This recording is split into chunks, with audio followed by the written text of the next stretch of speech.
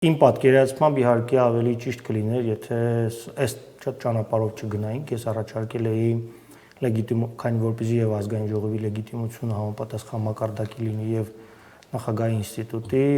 on-line ընտրություններ կազմակերպել, առնվազն 070 կոդը այդպիսի հնարավորություն տալիս է անգամ այն քաղաքացիները, ովքեր որ փոխել էին անձնագիր եւ նոր անձնագիր էին ստացել, միևնույնն է շարունակում են պահպանել իրենց 070-ով կոդը, սակայն սա որոշակի այդպես քաղաքական կամքի առկայության դեպքում կարող է տեղի ունենալ, հասկանալի է, որ իշխանությունները ճնշումների գործիքներ էր բանեցնելու, քանի որ բազմաթիվ անգամներ տարբեր խողովակներով պնդել էին, որ պետական ինստիտուտների գոյությունը իրենց համար խնդիր է։ Սա ինչ որ ճարիքի փոքրագույն լուծում էր, որը որ